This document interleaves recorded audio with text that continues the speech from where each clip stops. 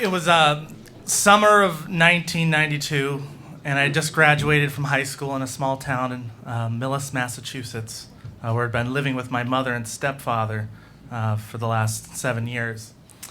And I was flying out to California to go to college, and when I got to California, I called my mother to let her know I was there safe, and she commented that when I went down the airport terminal, I never looked back once, and I didn't. I had moved there 7 years ago when I had planned to just go visit my mother. I was happy in Northern California, living with my dad. And when I arrived there, my mother asked me to stay. And she said, because they never had a formal custody agreement. And she felt like I was old enough to decide where I wanted to live. And I'd spent most of my life with my dad, so she wanted her turn and thought that would be fair. And, as a kid, you're always taught, do what's fair. And my father just recently married again, and he had a new stepson. And I thought he had a family, and my mom just wanted a family, so I'd be fair. And so I agreed to stay, and I broke my dad's heart.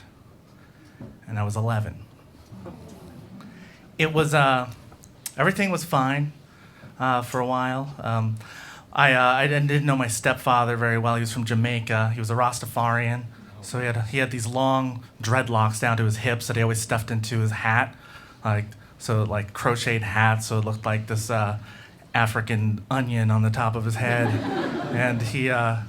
And my mother, she was a one-time model, and the only imperfection I noticed at that time was that she had a chip on her front tooth. And when I asked her when I got there what happened, she told me how she had fallen down in Jamaica and chipped her tooth.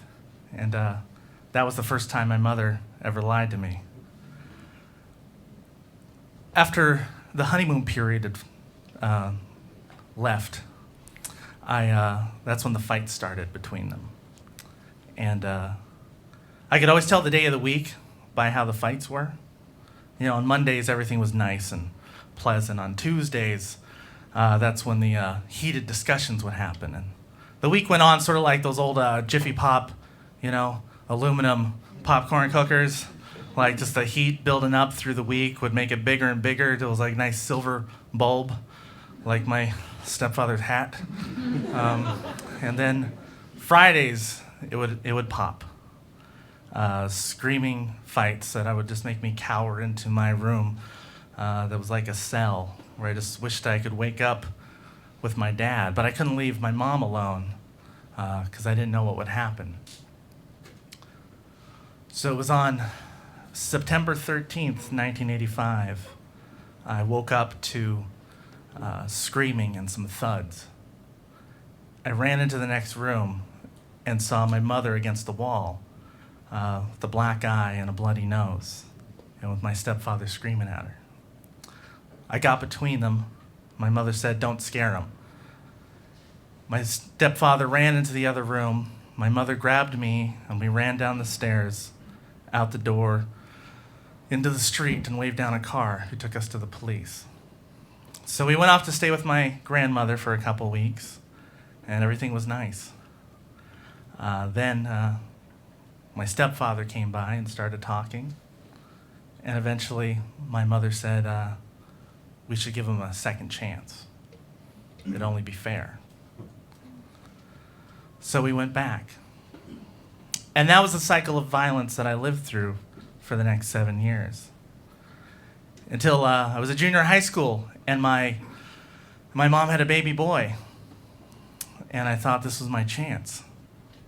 That's a distraction. She wouldn't be alone anymore. So I applied to college in California. And at the end of that summer, August 92, they dropped me off at the airport. I kissed my mom and my little brother goodbye. Something I still feel guilty about to this day, because I didn't want him to get hurt, but I didn't know what would happen to me if I stayed. And I needed to be fair to myself. And she was right. When I walked down the airport terminal, I didn't look back. Because if I learned anything from the movies, it's when you have an escape plan, you don't look back. Thank you.